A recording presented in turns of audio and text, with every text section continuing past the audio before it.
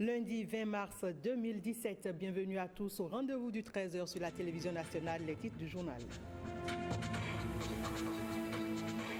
L'emploi de collaborateurs extérieurs dans les institutions de l'État est désormais légalisé. La loi est votée par la majorité absolue des députés à l'Assemblée nationale.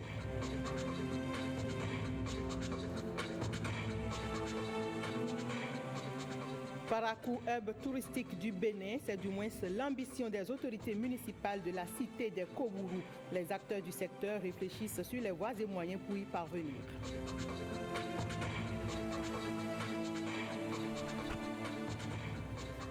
La saison pluvieuse s'annonce à grands pas et l'état d'insalubrité des ouvrages d'assainissement à Cotonou inquiète les populations. Les autorités de la ville tentent cependant de les rassurer.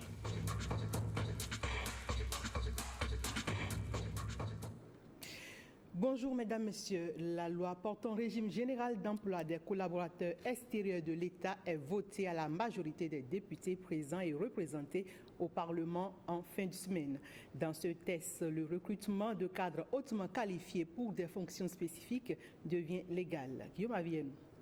Un texte de 14 articles répartis en 3 titres pour rendre désormais légal le recrutement d'employés hautement qualifiés dans les organismes de services publics du Bénin, notamment dans les secteurs de la santé et de l'éducation. C'est ce que proposent les députés à travers la loi 2017-03 portant régime général d'emploi des collaborateurs extérieurs de l'État. Une proposition de loi soutenue par l'exécutif qui y voit un moyen de promouvoir l'emploi des jeunes et le renforcement du capital humain du pays, des points essentiels de sa politique économique, indique le rapporteur de la Commission des lois du Parlement, Holden Aladati. Le gouvernement voudrait aussi respecter les engagements communautaires de l'État béninois, notamment les critères de convergence de l'UEMOA relatifs à la maîtrise de la masse salariale, ajoute-t-il, d'où le recours à des employés de haut niveau ne faisant pas partie des effectifs de la fonction publique.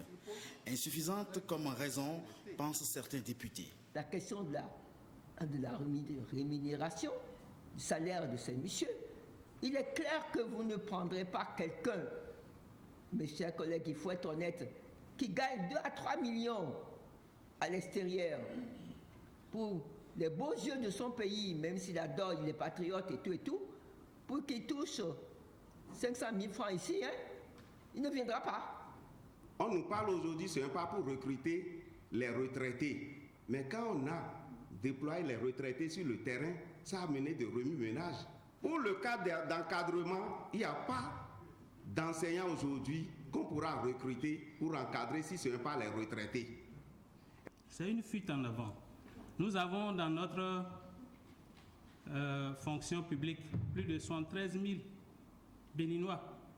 Et dans les 73 000, on ne trouve pas de compétences. On devrait avoir tous honte de dire qu'il n'y a pas de compétences dans ce grand monde-là pour servir à des emplois spécifiques.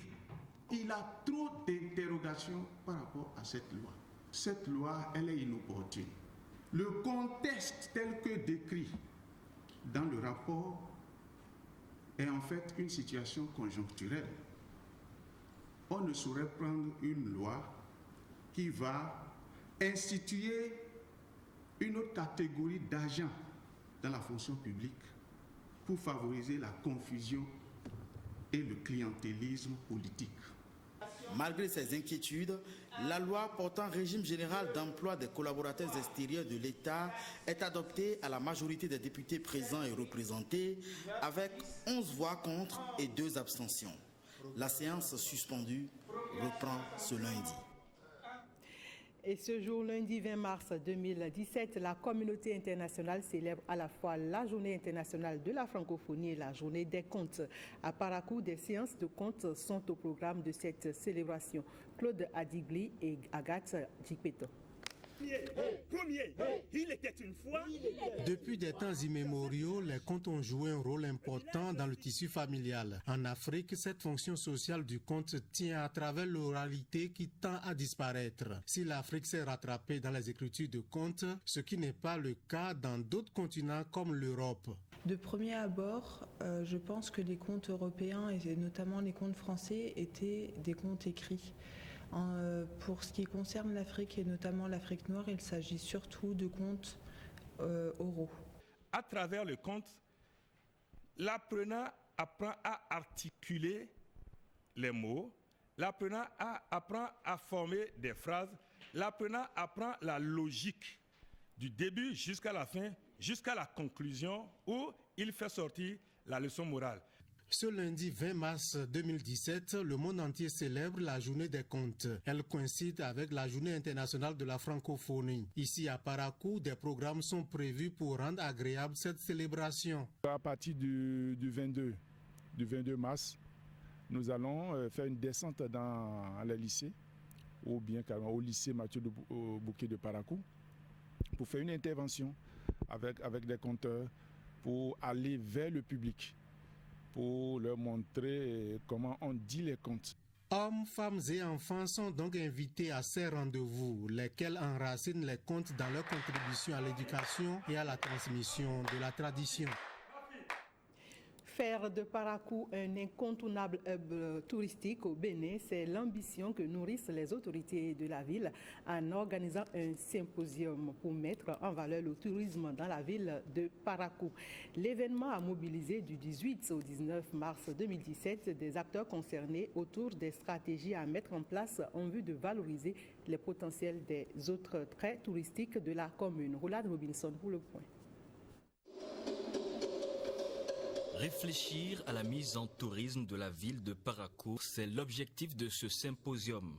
La rencontre vise la capitalisation des résultats du séminaire précédemment tenu dans la ville sur la relance artistique et culturelle pour valoriser le patrimoine et permettre une grande ouverture de Parakou sur le monde. Tout développement qui est ancré sur la culture, l'histoire et l'environnement d'un peuple ne saurait laisser personne indifférent.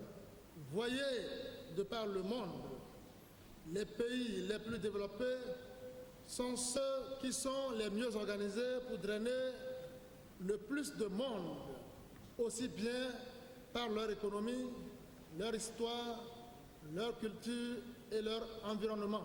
Malgré toutes ces potentialités, le Bénin ne tire que 0,7% de son PIB du secteur du tourisme. Une situation à laquelle compte remédier le gouvernement en choisissant de révéler, entre autres, le potentiel touristique de la cité de Koburu. Nous sommes là donc pour réfléchir ensemble avec les cadres techniques de la commune de Parakou pour voir ensemble comment on va faire en sorte que Parakou puisse donc se développer véritablement.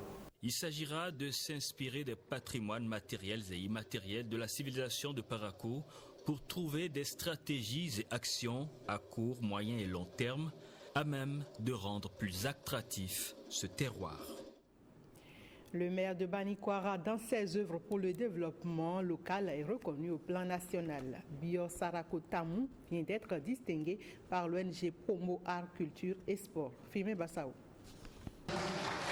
Connu pour son dynamisme et son engagement aux côtés de la jeunesse, les œuvres du maire Bio Sarako Tamou ne passent pas inaperçues au point de se faire remarquer par l'ONG Promo Art, Culture et Sport, réputée pour son savoir-faire dans la révélation des leaders. Vous l'avez dit et nous l'avions touché, seuls les malvoyants ne verront pas tout ce qu'il a fait, tout ce que monsieur le maire de la commune de Banikwara est en train de faire pour le rayonnement du football en particulier et du sport en général.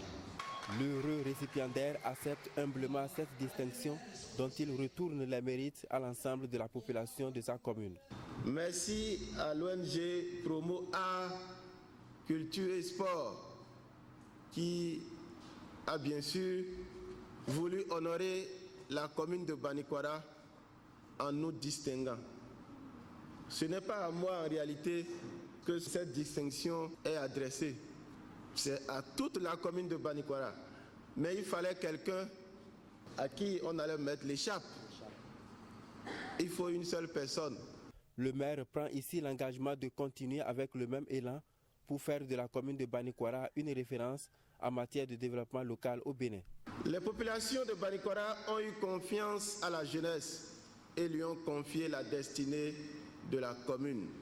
Cela veut dire que la jeunesse ne doit pas faillir, que la jeunesse doit être à la hauteur des attentes des populations de Banikwara, que la jeunesse doit respecter ses engagements de développement.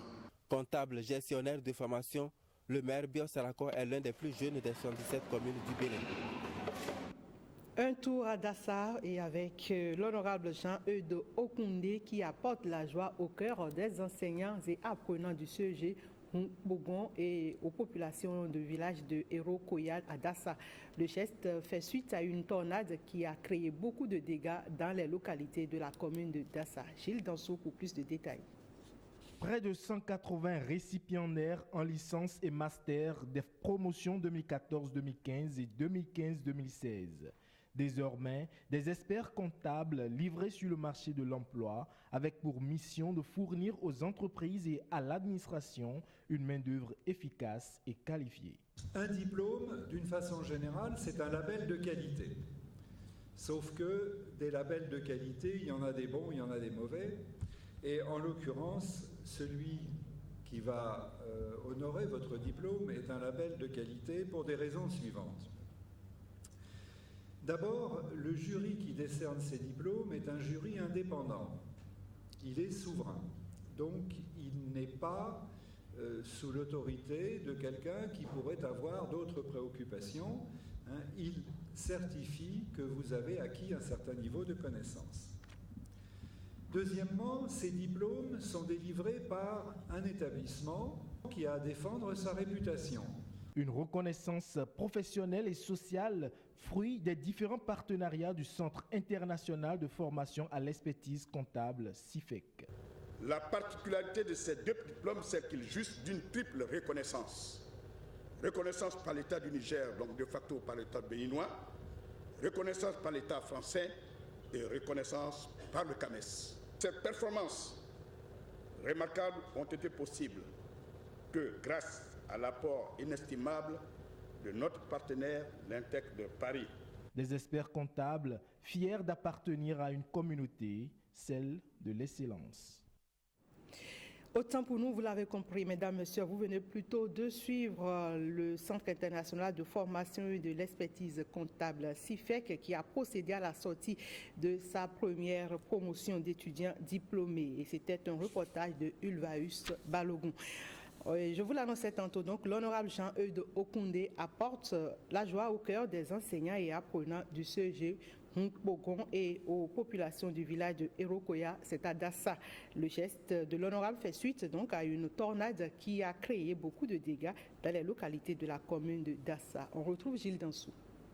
La tornade du 22 janvier dernier dans les collines a occasionné beaucoup de dégâts matériels ici au CEG Ronkpogan à Ouissi, arrondissement de Kmanouian, commune de Dassar-Zoumé. Pareil dans le village de Héro-Koya. L'honorable Jean-Eudes Okoundé, à la tête d'une délégation, est allé offrir du matériel à ces populations. Une manière de soulager leur peine. Ce que vous l'avez fait pour la commune de Dassar. Puisque les enfants qui sont ici dans ce collège viennent d'un peu partout. Vous avez agi pour l'avenir de ces enfants et pour l'avenir de la nation tout entière. Honorable Jean-Eudes Okoundé, les élèves du CEG Mpogon vous remercient infiniment. C'est vrai, il n'est pas le seul ami que nous avons, mais lui, et il n'est pas venu tout simplement constater, il est venu avec les mains chargées de feuilles de tôle et des paquets de pointe.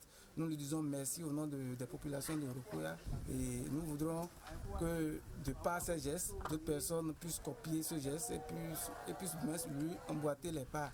André Dassundo, membre de la délégation, a salué cet acte de grande portée. Le donateur revient sur le sens de son geste. Fait juste un geste pour accompagner les pauvres populations qui ont eu le désastre qui est arrivé.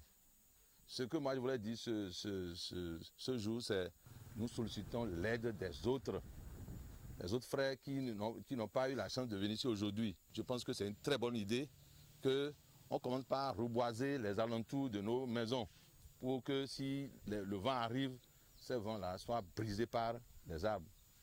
C'est ce qui est important aujourd'hui. Nous sommes venus juste pour une petite contribution. Je sais que les autres frères vont venir en aide. La direction de la protection civile va venir aussi en aide. Merci, chers frères, pour tout ce que vous faites au quotidien pour que la population se porte mieux. Être proche des populations et le développement est assuré.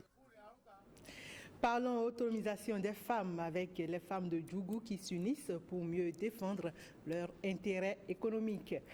AFCD Ariziki, entendez Association des femmes commerçantes de Djougou Ariziki, a été porté officiellement sur les fonds baptismaux à la Maison des Jeunes de la localité. À la faveur de leur assemblée générale constitutive, un bureau de 20 membres, y compris les commissaires aux comptes, a vu le jour en présence de la première autorité communale et les représentants de la Chambre de commerce et d'industrie du Bénin. Abdoulafou Idrissou et Ousmane Baparapi. L'idée de la création d'un creuset pour bénéficier davantage des atouts de la position géographique de Djougou, communément appelée ville Carrefour à 6 sorties, vient mettre un terme à plusieurs années d'activités commerciales en rang dispersé. Notre credo, l'unité c'est la richesse, l'option d'aller loin, plus loin et encore loin nous motive à nous mettre ensemble pour que chaque membre apporte sa différence pour relever le défi de la globalisation auquel personne ne peut se dérober. Le représentant de la marraine et le porte-parole du président de la CCIB, région Atakora-Donga, salue l'initiative puis invite les participantes à davantage de cohésion pour une meilleure représentativité. Le conseil communal de Djougou compte pour sa part faciliter la collaboration de l'association naissante avec les différentes structures.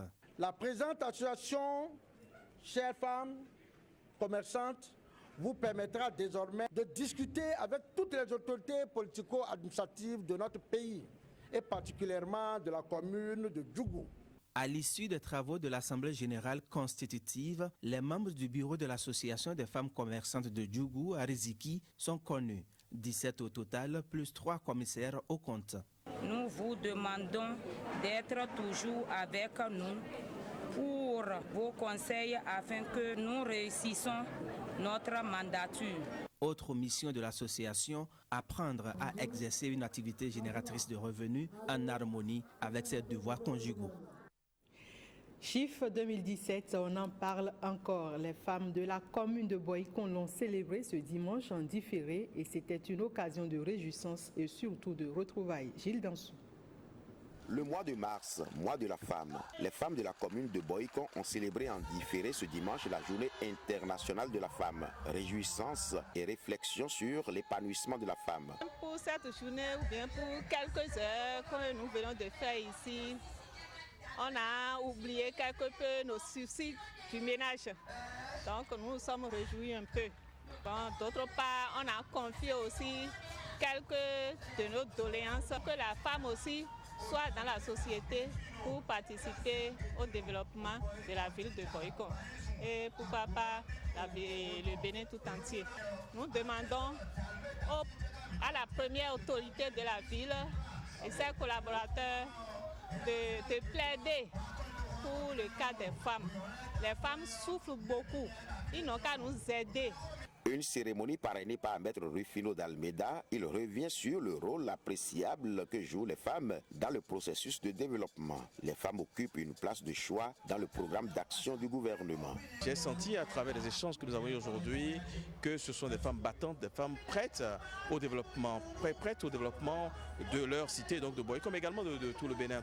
J'ai senti des femmes qui n'attendent finalement des pouvoirs publics qu'un coup de pouce pour libérer leurs énergies et se mettre en branle pour le développement de leur cité et de notre cité commune, le Bénin. Ces femmes espèrent beaucoup de moi, elles l'ont dit, mais elles espèrent davantage de l'État et du gouvernement.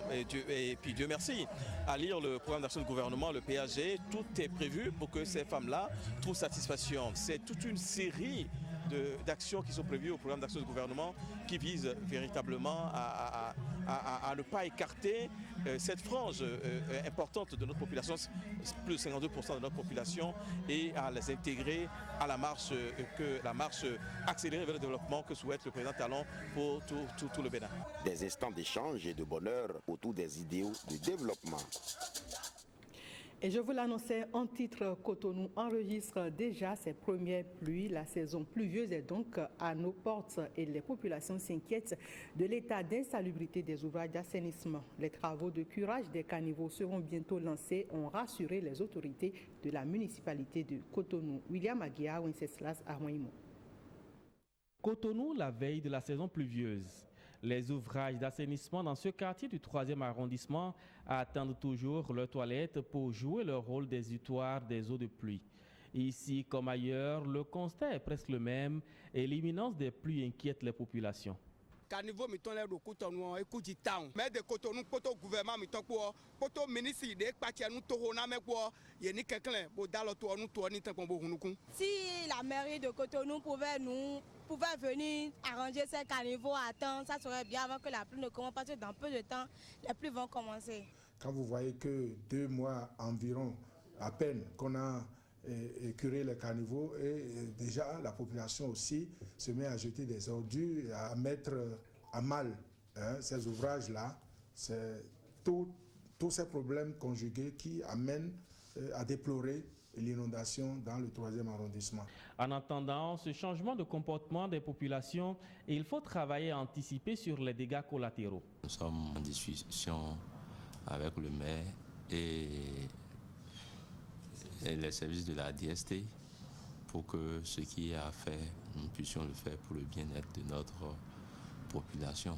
Les travaux de curage cette année iront très vite. C'est vrai que ça n'a pas démarré. Pourquoi? Parce que la procédure n'est pas à terme. Les dossiers sont toujours à la Direction nationale de contrôle des marchés publics pour validation. Et c'est suite à la validation qu'ils vont démarrer. On a prévu aller très vite, entre 15 et 30 jours, finir le curage pour permettre aux ouvrages de fonctionner. Comparativement à l'année écoulée, le Bénin connaîtra cette année une pluviométrie exceptionnelle, mais avec une particularité. En faisant les calculs depuis des années, on sait qu'en 2017, il y aura un peu d'amélioration sur le plan pluviométrique. Les déficits qu'on a eus les autres années là seraient un peu compensés en 2017. Et la particularité, c'est étalé, ce n'est pas regroupé comme les autres fois où ça crée des problèmes. Donc, on aura une saison régulière normalement. Maintenant, ce qui concerne Cotonou, en matière d'inondation, c'est qu'il faut désormais faire l'ouverture des voies qui sont obstruées par la population pour empêcher l'eau de circuler. L'exemple qu'on peut donner pour Cotonou, c'est la zone de Figueroa, la zone d'Agla. Actuellement, il y a des caniveaux qui sont construits parallèlement au rail. Et ces caniveaux vont récupérer toutes les eaux qui vont descendre. Les pluies sont imminentes. Les autorités de la mairie doivent veiller au grain pour éviter aux populations ces fâcheux désagréments. Parlons environnement encore, mais avec la problématique de la gestion des boues de vidange dans le littoral. C'est le site d'Ekpe dans la commune de Semekodji qui reçoit les eaux usées de plusieurs communes, notamment Cotonou, Ouida, Semekodji et Porto Novo. Mais comment sont-elles traitées, ces eaux? Héloïse Winato, Edmond Humbo et Jules Akweikou ont mené l'enquête. La moisson n'est pas négligeable. Héloïse Winato. Nous sommes ici sur le site de traitement des eaux usées d'Ekpe. La capacité des bassins au départ, c'est-à-dire dans les années 90, était de 180 mètres cubes le jour. Aujourd'hui, elle est passée à 500 mètres cubes, soit un dépassement de plus de 300 mètres cubes le jour. Réalisé par la société Cibourg sur fonds propres, sur une superficie de 4 hectares il y a une vingtaine d'années, ce centre reçoit en moyenne 50 camions de 12 mètres cubes quotidiennement. Les ouvriers à l'œuvre. Nous avons 3 ouvriers sur les bassins. Ils s'occupent de dégager chaque fois les déchets grossiers qui ont échappé au dégrillage. Nous avons 3 autres ouvriers sur les dégrilleurs qui, au départ, quand les camions viennent, après le défaissement des boues sur les dégrilleurs, eux autres s'occupent avec des pelles et des brouettes d'enlever les boues qui n'ont pas pu passer par les mailles de dégrayeur. Tout ce qui nous dérange ici, ce sont les odeurs nauséabondes qui s'y dégagent. La technologie utilisée, le lagunage. Le lagunage comporte plusieurs parties. La première partie, c'est ce que nous appelons le pré-traitement. Lorsque les camions arrivent, vous avez vu, les camions déversent les déchets. Ces grilles permettent de retenir les déchets grossiers. Une fois les déchets grossiers recueillis, les boues continuent leur chemin et vont au niveau d'un bassin qu'on appelle bassin facultatif. C'est un bassin qui fait à peu près 1 mètre à 2 mètres et il y a des microalgues, des planctons qui y poussent et ces planctons dégradent la matière organique. Une fois la matière organique dégradée, les boues continuent vers le bassin anaérobie. Et donc à la fin de ces 3 bassins, on aura une eau épurée. L'eau épurée va aller vers la mer parce qu'il faut que ça aille vers un exutoire naturel. Et les déchets, tout au long de ce processus, les déchets qu'on appelle les boues, restent au fond de ces bassins. Et ces boues seront plus tard, au bout de 6 mois à 1 an, en fonction de la quantité de boues qui arrivent à la station, ces boues seront récupérées par des camions spécialisés et seront mis de côté pour subir un autre type de traitement jusqu'à arriver à ce qu'on appelle un compost ou un amendement. Le compost est destiné à l'agriculture. Généralement, il est très apprécié par les maraîchers parce qu'ils l'ont longtemps testé pour savoir que le compost par rapport à l'engrais permet de donner de meilleurs rendements pour les plantes. Malheureusement, tout le processus n'est plus respecté aujourd'hui. En cause, la défaillance de l'un des principaux collecteurs, le bassin de la maturation emporté par les eaux sous l'effet de l'érosion côtière. Plus de couloirs pour le surnageant. Les conséquences sont énormes et sur l'environnement et sur la santé avec ces poissons qui atterrissent dans nos assiettes. Les boues qui entrent vont directement, il n'y a plus de traitement.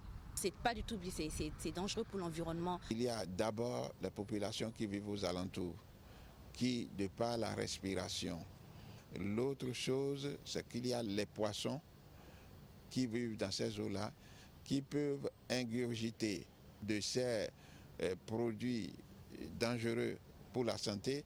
Et nous, quand nous allons prendre ces poissons-là, nous pouvons aussi être, n'est-ce pas, victimes de ce genre de pollution. Il y a ce qu'on appelle pollution esthétique. Ce que nous voyons au niveau de la mer là, ce n'est pas du tout bon à voir. L'inéluctable se dessine. La seule station de traitement des eaux usées en exploitation à Cotonou et environ court ainsi le risque de disparition et pourrait provoquer un revirement avec des rejets anarchiques et non contrôlés des boues de vidange dans la nature. À mon sens, la technologie choisie pour le traitement des matières de vidange à l'époque n'était pas appropriée. Au ministère du cadre de vie, on prend le problème à bras-le-corps. Le gouvernement a prévu dans son plan d'action la construction d'une autre station d'épuration plus moderne et adaptée à nos réalités.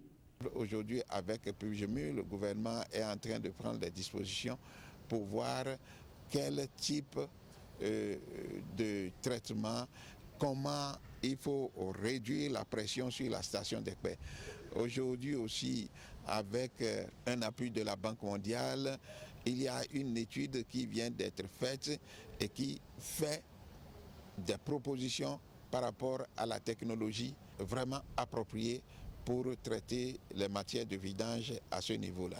Le projet de traitement des eaux usées se retrouve dans le PAG, mais le coût global de ce projet actuellement de réhabilitation ou bien de restauration, si vous voulez, de la station d'Ekpé est d'environ, ce que j'ai lu dans le document final, est d'environ 5 milliards. En attendant la concrétisation de ce projet, les maraîchers utilisent le compost issu du traitement pour optimiser leur rendement et le surnageant est déversé dans la mer.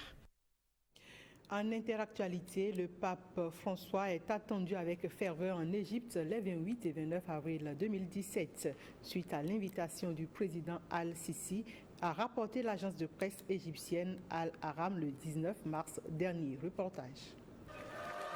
C'est une visite plus que symbolique annoncée samedi par le Vatican. Le pape François en Égypte les 28 et 29 avril prochains Un geste fort au nom de la paix et en soutien aux chrétiens d'Égypte souvent victimes d'attaques d'islamistes radicaux, mais pas que. Cette visite du souverain pontife s'inscrit avant tout dans son désir de promouvoir l'esprit de tolérance et d'ouverture des chrétiens envers les musulmans. Une démarche qui lui vaut certes quelques critiques de fidèles chrétiens conservateurs, mais le pape François est bien décidé à aller au bout de ses idées. Au programme de ce voyage, une rencontre particulièrement significative avec le grand imam de la mosquée d'Al-Azhar, Cheikh Ahmed Al-Taïb. Les deux hommes s'étaient déjà rencontrés en mai dernier au Vatican lors d'une visite historique du chef religieux de la prestigieuse institution de l'islam sunnite. Le pape François rencontrera également le président égyptien Abdel Fattah al-Sisi. L'Égypte voit déjà en cette visite une contribution au renforcement du message de paix, de la tolérance religieuse et du rejet du discours terroriste et fanatique. Et c'est tout pour cette édition de l'actualité. Merci à vous de l'avoir suivi. Très bonne suite de journée, toujours en compagnie de nos programmes.